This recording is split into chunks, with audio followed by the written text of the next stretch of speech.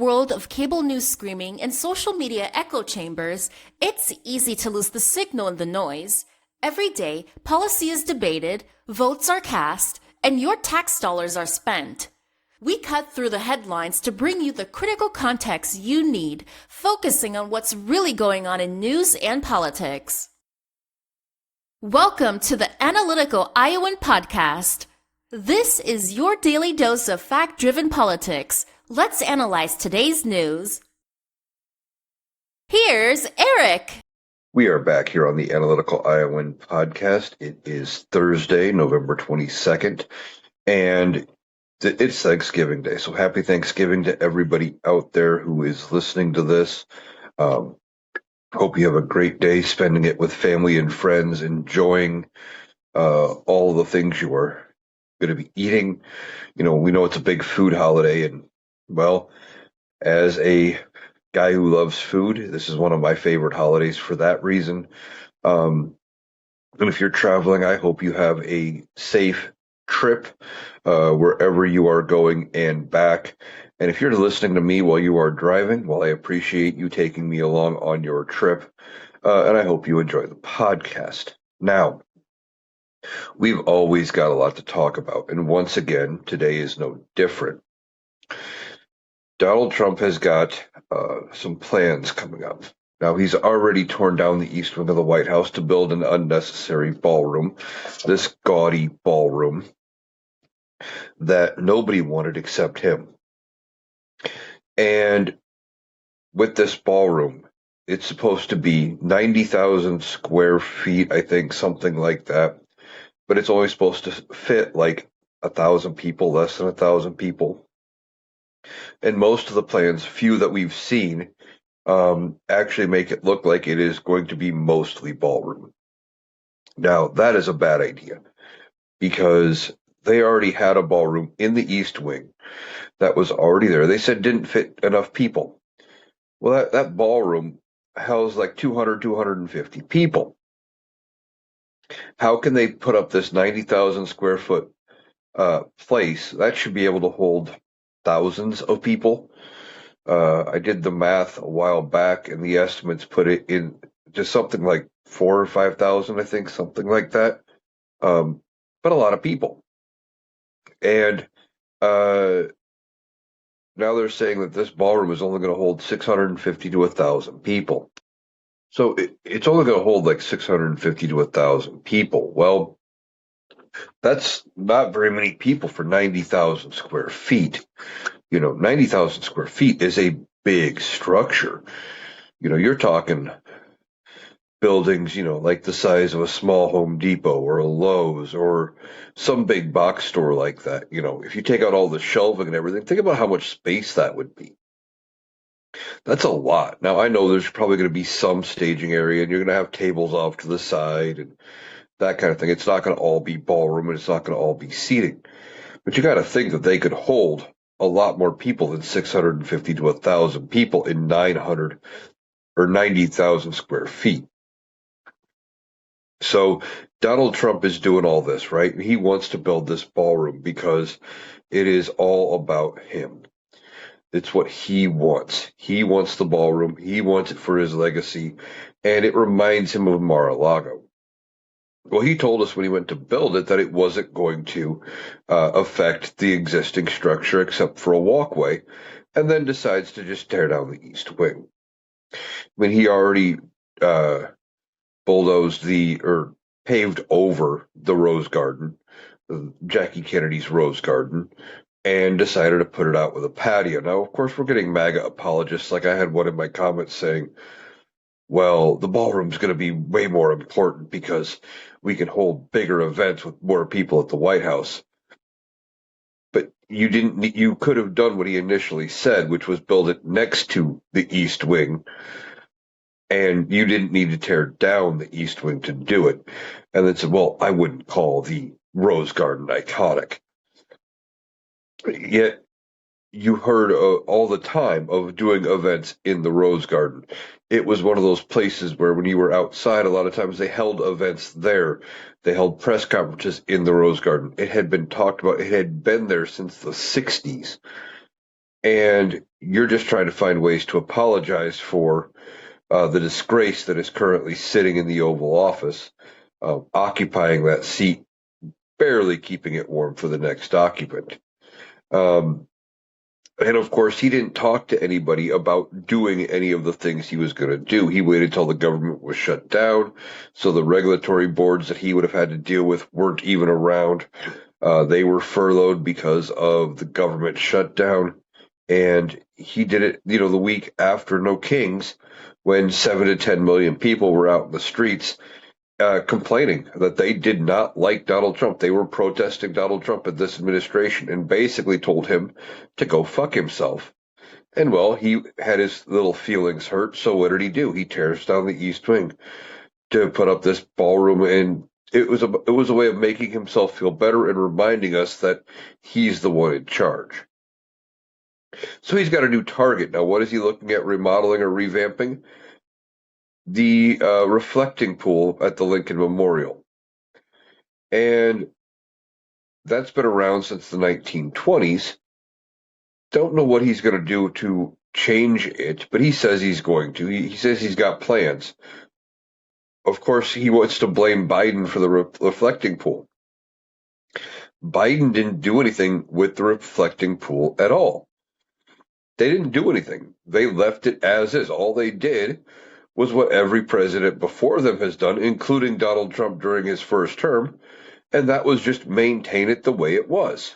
That was it. Biden has nothing to do with anything involving the reflecting pool. Donald Trump just wants a good excuse to make it happen. And that's the problem here. Donald Trump is constantly doing whatever he wants, and he's trying to find a way to blame Biden. Now, I don't know what his plans are for the reflecting pool. They haven't said, but we don't need him to go ahead and start changing a whole bunch of things. When he's gone, one of the questions is going to be, do the Democrats put everything back in place the way it was, undo his changes? And I think some of them might, depending what he does to the reflecting pool. We will probably have to, put that back. Same thing with the East Wing. I think they should probably tear down the ballroom if it is finished. And there's some question as to whether or not it even gets done before he is out of office. It might not even get started before he is out of office, because it sounds like they don't even have fully done architect plans. We've seen concepts of plans, but that's not unusual when it's coming from Donald Trump. He doesn't have fully thought out plans. Tearing down the East Wing was reactionary. It was a show of strength on his part, trying to remind us that he's actually the one in charge. So we have to deal with that when he gets back in office. And then you have whether or not he builds this Arc de Triomphe, kind of like what they have in France. He wants to build one to himself. And I'm not entirely sure where that is planned to be built, but he wants to build that too. Again, do we keep it up or do we get rid of it? I think question partially it gets answered by how far along is it? How far along is the construction going into the next presidency? And that may make a difference as far as do we take it down? Do we keep it up, or what do we do there? Okay. But Donald Trump is trying to do anything and everything for his legacy. But he should be, if he really cared about his legacy that much, he should be focused on being a better president. He's not doing anything to help the American people. He's not doing anything to lower the cost of anything. He acts like, oh, well, everything's just down. Just believe me, it's down. But when you go to the grocery store, everything is up. We are talking about beef prices that are getting up to almost $10 a pound. Now, I know you can get it cheaper on sale, and if you watch your sales, that's what you have to do. But, even on sale, at my local grocery store here, it's getting to the point where the cheapest sale price you can find for ground beef is $4.99 a pound. Just a few short years ago, $4.99 a pound was the regular price, and you could still get it on sale for $1.99, maybe $2.99, but somewhere in that range. Not $4.99 on sale. Same thing with soda. You know, it's getting to the point where sodas are $12 or $10 a 12 pack. When, and I know prices go up and they have been going up for years, but it wasn't that long ago where you could still get them on sale for 4 for 10. You know, it wasn't that bad of a price. Um, it's just getting outrageous. And I know you can get them still cheaper if you watch your sales, but that's still not the point. Everything is still going up, and Donald Trump is claiming everything is more affordable. Today being Thanksgiving, he wants to talk about this Thanksgiving bundle that Walmart had going on and about how it was 25% cheaper under him than it was under Biden. And that sounds great on the surface until you dig just a little deeper. You don't even have to look too deep into it, but it had half the items, and a bunch of the items were switched from name brand to store brand. Well, store brand by itself is automatically cheaper because they don't charge as much. In part because you don't have to pay you're paying a lot of money when you buy name brand stuff for the brand. The branding sells, and in some cases, the products are exactly the same. They're even made on the same run. It's just they switch the packaging, right? It happens a lot. Well, when you're dealing with not comparing the same items even, and you have fewer items, you can't say the actual thing is cheaper. Tells me it's probably going to be way more expensive for this bundle if they would have included all the same items. But it gives him a talking point. And the thing with that is, even though this has been debunked numerous times, he still keeps going back to it because it makes him sound good, or he thinks it makes him sound good. He doesn't realize anymore how bad off he really is. That if he is putting forward these wackadoodle conspiracy theories or these things saying, everything's cheaper when you can go here, it's not. People aren't buying it anymore. They've come to realize that he's not telling the truth, and people are starting to wake up to it. Now, one of the things that the MAGA base would used to believe, and I don't know if they're entirely buying it anymore, when he would say things like gas prices are down and your utilities are down and groceries are down or whatever, and you go into your local store and they're not, is they used to say, well, they must be down all over the country. The prices haven't made it here yet. They're coming. They'll come lower here. But here we are, 11 months into his presidency, and nothing's changed. It's in fact getting worse. He's making the economy worse every day, and it's not going to get any better. Now, he says we have trillions of dollars incoming to the federal government to pay down the national debt. And, he wants to talk about doing tariff refund checks and all of this. But he says the only reason we haven't made as much on tariffs as we could is because people stocked up ahead of the tariffs because they didn't want to pay the higher prices. They didn't want to pay the tariffs. Well, gee, it's almost like that means that tariffs work the way we told you they work, and that ultimately the consumer pays the tariff, or that the business pays it when it comes in the store or when it comes in the port, that they pay those tariffs, not coming magically from, if he puts the tariff on Canada, he was trying to say that the money went from the Canadian Treasury to the United States Treasury, and that's how that was done, and that was the end of it. That's not how that works at all. We know that. We've been talking about how it gets paid by the company that brings things in at the port of entry, and then ultimately it gets passed on down the chain to the American consumer. And he says, well, people's bulk purchases are going to come to an end here soon, and we're going to start getting even more money on tariffs. No, that just means people are going to start buying less.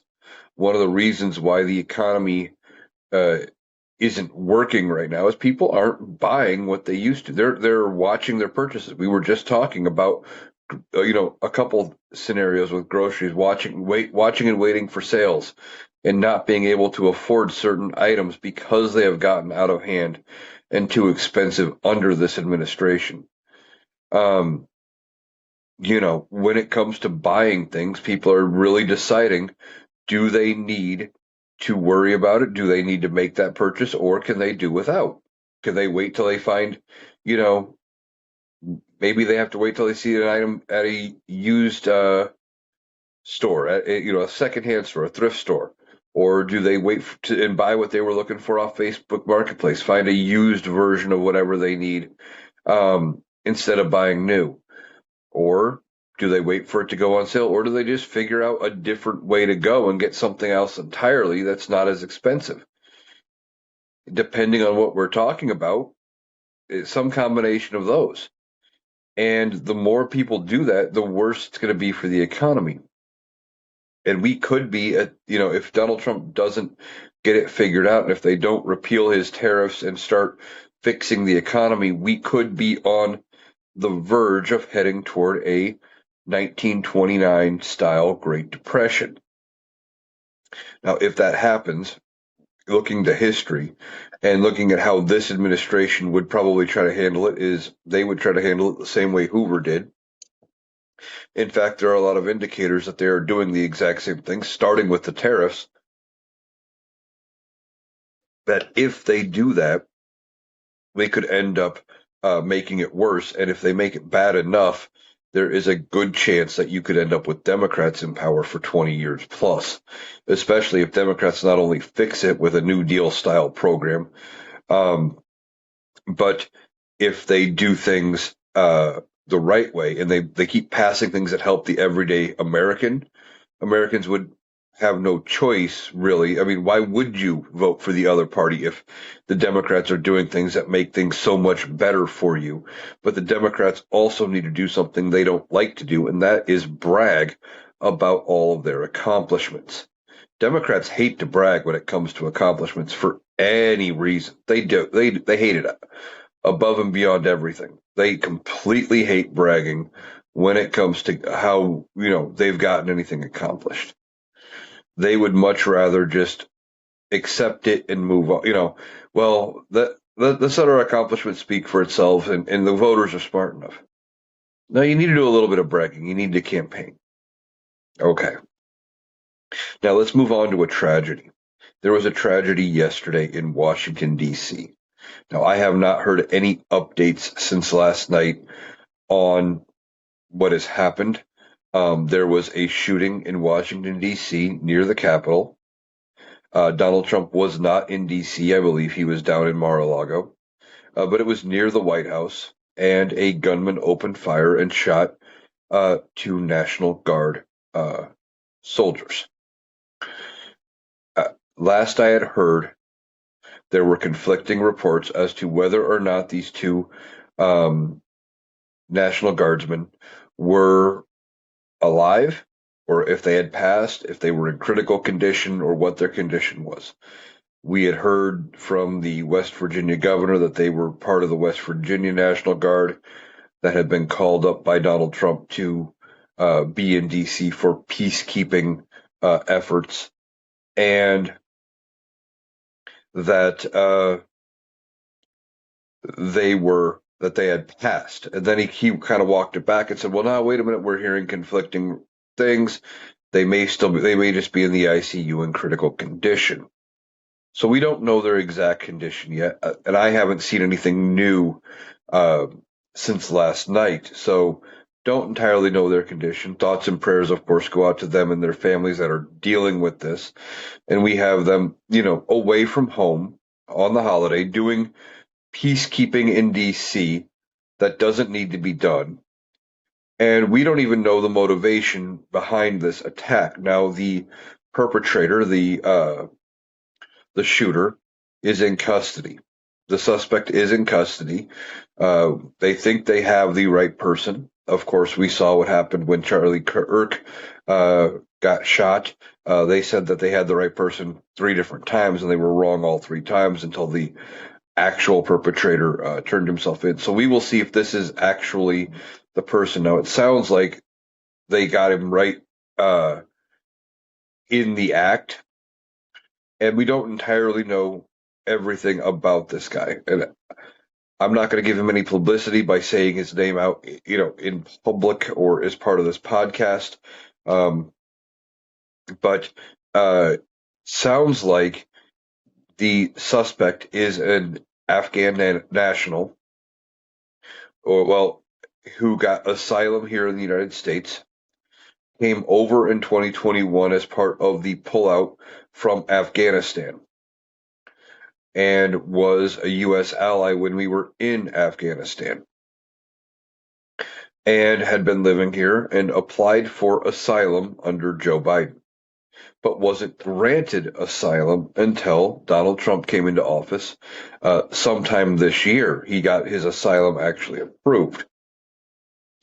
Now, they're going to use this, the Republicans are, as some kind of an effort to crack down on immigration. They've already been uh, horrible about how they have dealt with immigration, of course, saying that they are going after these hardened criminals who are, making things worse around here. They're nothing but cold-blooded killers and all kinds of things. This is going to be their poster child for their immigration reform, for their immigration crackdown. But you have to remember, we don't know why he did what he did. We are going to find out in the coming days and weeks, hopefully, um, the motivations. But, we haven't heard any more about the person who took on Charlie Kirk.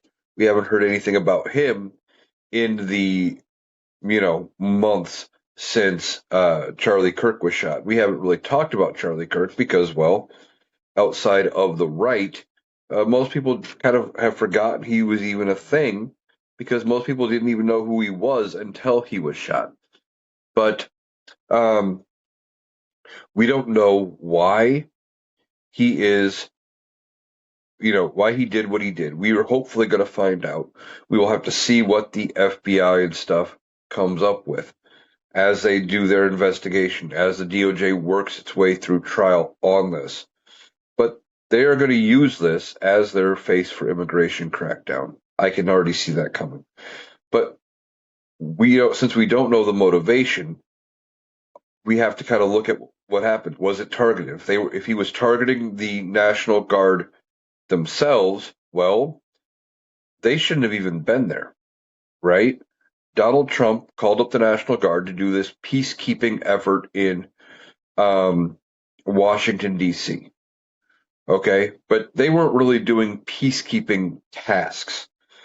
In fact, a lot of the things they were doing was stuff where you would, because it was, a U.S. city, because there was no active emergency going on, despite Donald Trump's claims, they were doing things like trash cleanup and leaves cleanup and placing mulch and doing all those kind of things. They were doing groundskeeping in a lot of cases, right?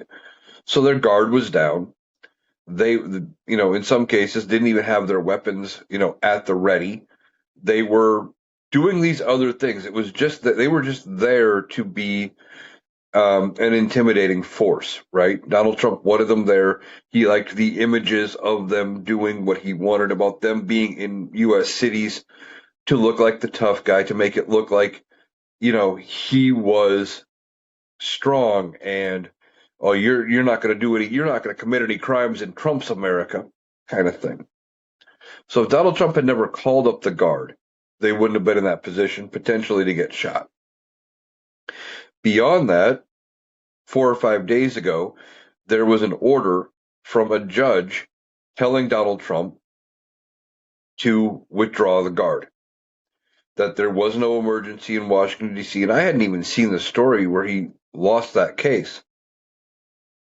But in researching this story, when I found out about the shooting, I went looking into it. And yes, there was a court order 4 or 5 days ago, something like that, where a judge told the Trump administration there was no emergency in D.C. and that they had to pull out the guard. And Donald Trump ignored it.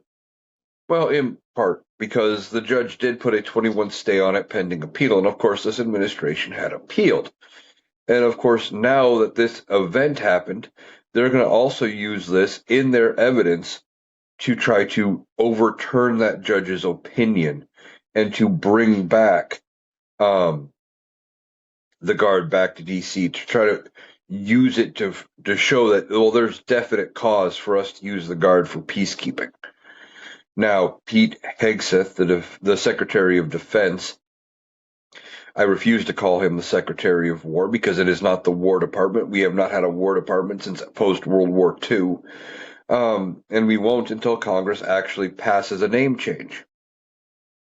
But anyway, Secretary of Defense Pete Hegseth comes out and says, well, we're going to send 500 more National Guard troops to D.C. For what? Peacekeeping? Having them do more yard work? You sending the troops to D.C. put them in harm's way in the first place. We don't know if this guy would have still done what he did, if he would have just attacked civilians, or if he was scared because of you guys being there and sending in the military and sending them in to do immigration enforcement, if that didn't spook him. We don't know. We will have to find out what his motivations are. But sending in more military is not the answer. Of course, it's the reaction of this administration because it's all about appearances. It's all about looking tough. And, we need to not let them fool us with that kind of logic. Now, again, thoughts and prayers go out to the families of the victims, and hopefully, if they are still with us, that they get the care they need, obviously, and that they get, that they pull through. That's what I'm hoping for the best outcome. But as of right now, I have not seen anything one way or the other as far as an actual, um, conclusive yes or no, because we're hearing conflicting reports, or at least we were as the last I saw. All right, moving on. Donald Trump came out and was talking about a story out of the New York Times.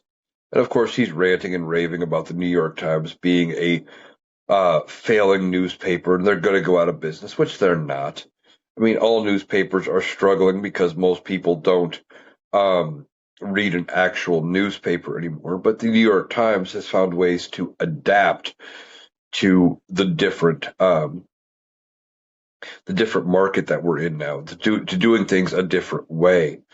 And Donald Trump just wants to rail against any. Have you ever noticed any newspaper or news outlet or anything that says anything bad about him? He always says, "Well, they're failing. They're about to close. Oh, why does anybody listen to them?" It's always the same bullshit with him. He doesn't think anything that says anything bad about him is real. They're all illegitimate. But anybody who says anything good about him, obviously, he treats like they are royalty or they're the best newspapers and most trustworthy news sources in the world. That's just how he is. He's transactional. But anyway, the New York Times was talking about how Donald Trump's health, his health is getting worse and how he's having, shorter days. He's getting up later. He's starting his day later. He's ending it early, saying that, he's slowing down. And of course, Donald Trump says, well, oh, it's all fake. There's going to come a point, I'm getting older, but there's going to come a time when I eventually slow down, maybe even stop. But it's not today. No, he says it's not today. And that he's never felt better. And of course, he goes back talking about he had his physical in October with the MRI, and he's passed a cognitive test and all of these things. Once again, highlighting the fact that we don't know what we should know about the president's health. We don't know what that MRI was looking at or looking for. Were they looking to see if he had a stroke? Were they looking at his heart? Is he dealing with congestive heart failure? We know he has this vein condition, and if they're willing to admit this vein condition, then what aren't they telling us? Because Donald Trump wants us to believe that he is the peak of physical conditioning and that he is the healthiest person to ever hold the office of president and all of these things. So what aren't they telling us? Right? But Donald Trump highlights again that his health is not that good. he wants us to ignore the story, but by him talking about it, it has the opposite effect. It brings it back into people's stream of consciousness. Like I said, he went to Walter Reed for his second yearly physical back in October. I wonder if he's going to have even one more between then and now. Now, if he was going every 6 months, that would probably mean uh, he would go back again about April. But if he shows up back at Walter Reed, we'll probably hear about it. And you add in the weird bruising on his hands that is happening all the time now. That's usually poorly covered by makeup, um, which he wants us to believe it's from vigorous handshaking. Well, that might be true, but it sounds more like bullshit to me. You had the vein condition. You had the fact that he went to Walter Reed. You have the other obvious signs that we are seeing. He is dragging his foot when he walks. He is barely lifting his right leg. And that can be a sign of somebody who has had a stroke or has dementia. They lose the ability to lift their leg. Just becomes the way it is. Ends up, you can't, uh, lift that leg and actually take a full step. And that seems to be where he's at. I've talked about it in previous podcasts, but typically when you walk, you land heel first and you kind of roll to the front of the foot and push off with the ball. It's kind of how you would do it. Well, when you have a stroke, sometimes you lose the ability to lift your toes and the ball of your foot up, so you can strike with that heel as you walk, and because your heel is designed to take the impact of all your steps, so it looks like you're dragging your foot. Potentially could be. You add the fact that his face droops some of the time after he's had busy and long days. You have one side of his face drooping very visibly. Could be the sign of either a stroke, or maybe this is just, a sign that he has had a stroke in the past, maybe not an ongoing one. You have slurred speech, where he's slurring his words and it's getting harder to understand him at times, especially when he has had a very active day. If you watch him, he does not walk in a straight line anymore. I remember back months ago when he went and met Putin in uh, Russia, or no, he went Putin in Alaska. He said he was going to Russia, but he went to Alaska. And when he was walking down the red carpet, you watched him kind of zigzag down the red carpet. He could not walk a straight line. Another sign of somebody having problems. You add in the fact that he has um, trouble going downstairs. He goes very slowly as he descends the stairs out of Air Force One. Now, if this was Joe Biden, they would have had a field day with it because of, they could have turned that clip and made it look like something else, right? They could have made it look like he had more problems. Donald Trump is not doing well, but he wants us to believe he's the peak of physical conditioning. Now, if you follow the Rational Boomer, like I know a lot of you do, one of the guests that come on there quite often is Ed, and Ed thought by today was going to be the day. Thought he wasn't going to make it to Thanksgiving. Now, as of recording this, Donald Trump has still made it. We'll see if he makes it through the end of the day, and make Ed right. I don't know if he is going to, I don't think it's going to happen today, but Donald Trump is not doing well. And there's a very real possibility he may not be with us long term. I think J.D. Vance is getting ready to be president. I think he is looking at his options and trying to figure out, when do they make that move? When do they turn on Donald Trump? When do they decide that they need to do something to go after Donald Trump, get him out of there, set up J.D. Vance for a 2028 run? Now, with 2028 being around the corner, J.D. Vance needs to have the backing of the Republican Party, right? And with him probably being the nominee. You would assume the sitting vice president is going to be the nominee, but it's really early for us to be discussing 2028, right? Typically, you don't even start considering who's going to run in the general until after the midterms, except in situations like this where you have an incumbent VP that may run. Now, if JD Vance has to become president between here and there, again, it would be the idea you would just assume the incoming or the incumbent president who does have availability left would run. But we are hearing that Erica Kirk and Turning Point USA, Charlie Kirk's group, is getting ready to endorse JD Vance as their pick for 2028. Still way early, like I said, for him to start getting endorsements. And we are hearing that the Republican field may be wide open, that they could have a very messy primary. Donald Trump, for his part, has stopped short of endorsing J.D. Vance yet. Again, like I said, it's way early. It's too early for us to really be seriously considering 28. But J.D. Vance is not, or potentially going to get the endorsement of Trump. Donald Trump has been talking up Marco Rubio. Well, you got maybe you have Marco Rubio, maybe you have J.D. Vance, and hell, they may even be on a ticket together. But then you got Ted Cruz, who may run. We're hearing the Bush family may endorse a Bush to run, trying to retake their party from the MAGA movement. It could be very messy. And then you have Marjorie Taylor Greene. She could be the wild card in all of this. She has been trying to sound like a more moderate, old school Republican, completely changing her image from the crazy MAGA lady that she had been for all of those years, and now trying to sound relatively normal. So she may run. We don't know what 28 is going to bring, but it's going to be messy. You also add in that Don Jr. and Eric Trump have talked about running, and it's just going to get messier and messier as it goes. It's not going to get any better for the Republican Party. Okay.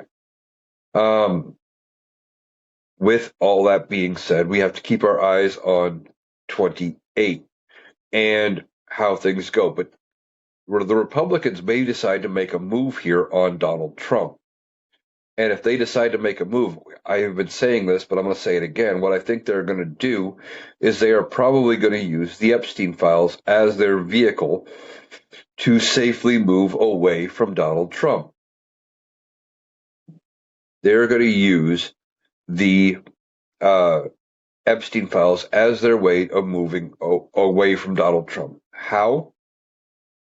Well, if Donald Trump is in the files with as horrifying things as what we are hearing even might be in there. Now, according to Michael Wolff, this author, he says that there is way worse things than what we've heard might already be in there. And one of the things we heard is potentially in there are photographs of Donald Trump sitting there with two underage girls topless sitting on his lap. Now that seems bad enough. But according to Michael Wolff, there are way worse things in those files than that. And if that's the case, Donald Trump is going to have to explain himself. He's going to have to deal with it. And what the Republicans could do is they could use that as a vehicle, as a mechanism to go away from Donald Trump, right? They could say, okay, well, he's done horrible things. He's compromised, there's stuff in here that Putin has copies of all this stuff on him, and he's using it to blackmail Donald Trump, etc. So we need somebody that's not compromised in the White House, and they could actually impeach and remove Donald Trump. Now, it would take Republicans at this point in time to lead any sort of impeachment effort. Why? Because they're in control of the House of Representatives. They're in the majority. They would need to go ahead and deal with it. They would. But I don't think the Republicans lead an impeachment effort against Donald Trump unless they have the means or that they know they have the votes in the Senate to get rid of him. And I think if they bring up the articles of impeachment and they move on Donald Trump, that once that starts and the process begins, led by Republicans, that he is going to be gone in short order, and they're going to be moving on to J.D. Vance because they're looking ahead. They're saying, "Hey, we got to do something. We want to get reelected," and that's what they're going to do. That's how they're going to look at it. They're going to say, "We need to get reelected, so we have to move away from Donald Trump and everything and all the craziness surrounding Trump, and we have to do something different here." So they could use the uh, Epstein files as their mechanism to run away from Donald Trump. Now, there's some other things going on that potentially could change how politics are being played right now, or how things work out in DC before the midterms. Now, we have a special election coming up Tuesday in Tennessee. Okay. And the Republican candidate, whose name I can't think of right now, is running hardcore on this, supporting ICE, supporting Donald Trump's immigration plan, etc. That kind of culture war nonsense. Okay. And this is a Trump safe district. This was a deep red district. Donald Trump carried this district by 22 points. 22 points. That's huge. And this would be normally the type of situation where the Democrat may run, but they wouldn't put up much of a fight, and they wouldn't actually be considered a serious threat. But recent polling is showing that the Democrat Afton Bain is within 2 percentage points. She is closing the gap. And the fact that even if that's where it ends, right? Even if Afton doesn't end up winning the seat and it stays within 2 percentage points, that means she closed a 20 percentage point gap between her and this guy and where Donald Trump finished. And if she flips the seat, holy shit, this could be bad news for Republicans. And I think Republicans are watching that election. I don't think they're going to make any moves on Donald Trump until after that. But that could open the floodgates. And you could see even more than we already have, even more Republicans saying, "Hey, I'm not going to run," or "I'm resigning," like Marjorie Taylor Greene, etc. But right now, the current House of Representatives makeup is 219 Republicans to 213 Democrats. Okay. So with 213, if they pick up this seat in Tennessee, that brings them to 214. There's a special election coming up, I think in January, for a seat in Texas. It is a runoff election. They held a special election earlier this month, and nobody crossed the 50% mark, so they have to do a runoff, and they use the top two vote getters. Well, they were both Democrats. So it's Democrat versus Democrat. That will be a guaranteed Democratic pickup. That brings the Democrats up to 215, assuming they win Tennessee. And then you add in Mickey Sherrill's seat in New Jersey, and that is a safe Democratic seat. That brings them up to 216 to 219. And that means Republicans can only lose 2 votes at that point to pass anything. That's going to put them on a razor-thin majority. Razor thin. Well, then you have the fact that Marjorie Taylor Greene is going to resign. She's going to resign effective January 5th. And usually within about 2 months, Georgia would have a special election to fill her seat. So there will be a seat up for grabs in Georgia. And Marjorie Taylor Greene's seat is going to be similar in makeup to the seat in Tennessee, a seat that she carried by 20%, right? Like, it's going to be one of those seats where you would assume it would go to a Republican. But if the seat in Tennessee can go to to the Democrats. And, that if it's the only race, it's an off-cycle race. It's a special election, which changes things. You have no incumbent, which changes things. And depending who both sides run, there is an off chance, slim as it could be, but there's an off chance that Republicans end up losing that seat. And if a Democrat wins that seat in Georgia, and I know it sounds crazy, but if they do, that would bring them up to 217 seats to 218 Republicans. One vote. They could lose one vote. The Republicans could lose one vote on anything. If they are not in perfect unison, they would not pass a thing. Even if nothing else happens, that would gridlock Congress. Okay? But her resignation could potentially set off a firestorm. The election in Georgia may set off a chain reaction. Either one of those two things could set something off where we have Republicans doing what Marjorie Taylor Greene did and saying, you know what, I'm done effective immediately. I resign, not waiting till the end of their term, etc., to be done. And then there would be special elections. Now, usually there's a cutoff day. For most states, from what I've seen, it's usually sometime in July, as far as whether or not they hold a special election or if the seat remains vacant until the next general election, which would be in November of next year. But it would just take one Republican passing, one of them resigning, one more. If all of those seats go to the Democrats, if one more Republican goes and the Democrats pick that seat up, they would have the majority. Now, they would then have the majority. They could call for a vote to vacate the chair. Mike Johnson would be out as speaker. They would have to select a new speaker, and they would be able to go from there, right? Then they would reshuffle all of the committees and everything, and the Democrats would be in control of the House of Representatives. And I don't remember the last time the Democrats did something like that, where they were able to, shift the political tides mid Congress. I don't even know if it's ever happened at all, where we've dealt with something like this, where one party gains control from the other during the congressional term. Now, it's happened like after the midterms, etc. But I don't know if it's ever happened in between like that.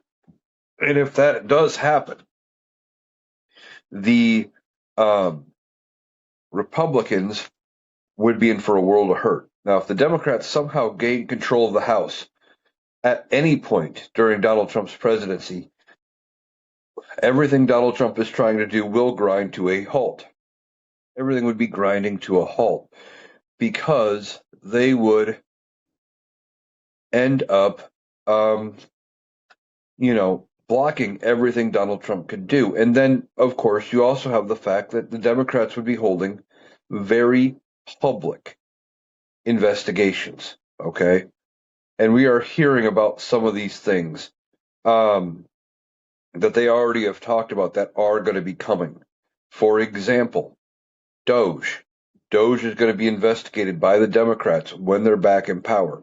Now, that could be as early as next year, as what we were talking about. If they somehow gain control of the House, there would be an oversight investigation into Doge. There would be oversight investigations into immigration, into ICE, and people like Pam Bondi and Kash Patel would have to answer questions under oath to Congress. There would be all sorts of things that are going to be investigated. Now, does that mean that there are going to be charges brought right now? No, of course not. But it's going to turn the tide of public opinion even farther against this administration and against the Republicans. And then when Democrats are back in power, I firmly believe that they are going to have the House, they are going to have the Senate, and they are going to have the presidency in 2028 for at least 2 years. whoever the Democrat ends up being, whoever the Democratic president ends up being, whether it's Gavin Newsom, whether it's J.B. Pritzker, whether it's John Ossoff, whoever that may be, there are tons of people, and we've talked about it before, about who potentially could be that nominee. There are tons of qualified Democrats who could run for the presidency. And whoever that ends up being, they could end up and should end up being uh, the one to lead the charge. They need to put in somebody as Attorney General who is going to go after the Republicans. There needs to be very public hearings on this stuff, congressional hearings. Now, one of the guests over on the Rational Boomer podcast will suggest something like Nuremberg style, very public, outside of the DOJ tribunal type um, investigation. And while it's not a bad idea, I don't know what mechanism would be in place for that to happen, right? I don't know what we have going as far as what would allow them to set something like that up, and then how they would enforce any style of punishment outside of the standard judicial system. That, other than the fact that I don't know of any mechanism that would allow for that to happen, I think it's a good idea. Either way, we need to have trials and investigations and all sorts of things. And we need to have somebody not afraid to go after not just the low hanging fruit in this and go after like the low level people, but they need to go after the big dogs too. Now, we have heard that Doge has come to an end, right? Doge went out with a whimper, didn't really save any money. They just kind of, well, they're ending early. And we don't know what they actually all did and what they accomplished other than have their hands into everything. So, with that being what was going on, and they had their hands in everything, Donald Trump needs to answer for it, right? But not just Donald Trump. You got Elon Musk and you got the team that he led. Well, sure, you go after the team. Unless Elon Musk gets a presidential pardon before Donald Trump goes out the door, you need to go after Musk too. It's not just a one size fits all or an only this group gets charges. No, you need to go after everybody. And we need an attorney general who is willing to go after everybody. If we would have had one like that after 2021, after January 6th, we wouldn't be in this mess right now. You had Merrick Garland, who looked at basically he was only going to go up to a certain point with the J6 investigations and the charges, because he basically said, well, sitting members of Congress, Donald Trump, and certain other people were immune, or not even immune. There was a political process to deal with them, and he wanted to leave it to be a political thing. He didn't want to make it a criminal thing. But the political side, especially with Mitch McConnell, said, well, yeah, we could have voted to convict him during the impeachment, but his time was already up. He was already out of office. It's not really a political thing. It's a criminal thing. Let the criminal justice system deal with it. You had both sides of that coin saying it's the other side's fault, and let's just ignore it and move on. And we can't do that again. We can't turn around and let them get away with passing the buck. It needs to be dealt with. We need to have them held accountable for everything they do, and we need to have somebody willing to investigate and look into all of this and charge anybody who is complicit with any of the things that this administration has done, including Kash Patel, Kristi Noem for all of the things ICE has done, Elon Musk for all of the things Doge has done. Donald Trump maybe for signing off on some of it. And yes, I know he's got that dumb presidential immunity for certain things, but that doesn't protect him from criminal acts, and it doesn't protect him from anything that is not an official act of the president. Now, potentially even tearing down the White House, tearing down the East Wing. Anybody who was involved in doing that, potentially, if they knew that the proper procedures hadn't been followed, some of the people, even the contractors, potentially could be facing some kind of jeopardy over it. Again, Donald Trump isn't going to pardon everybody because it doesn't benefit him. And we need somebody tough enough to look at it and go, okay, what's going on here? Who needs to, what are the facts? And if the facts lead to charges, they need to follow those facts and go from there.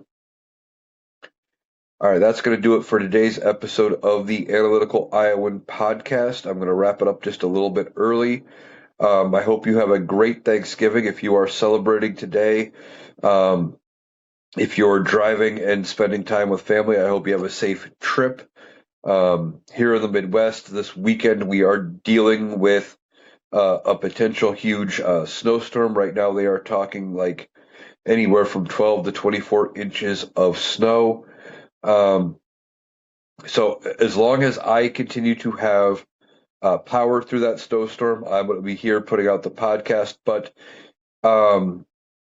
if something changes, I may put up something short saying, hey, power's out. I'm not going to be able to do a full podcast or whatever.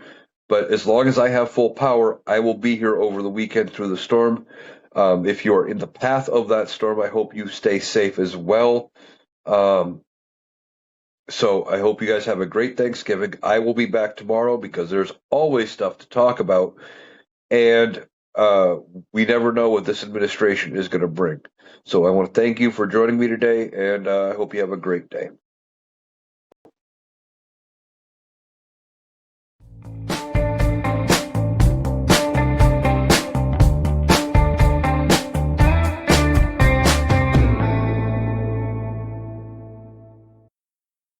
That was Eric. That does it for our analysis today. If you appreciated us cutting through the noise to get to the critical context, please make sure you're subscribed to the Analytical Iowan podcast on Spotify and YouTube. We'll be back tomorrow. Thanks for listening.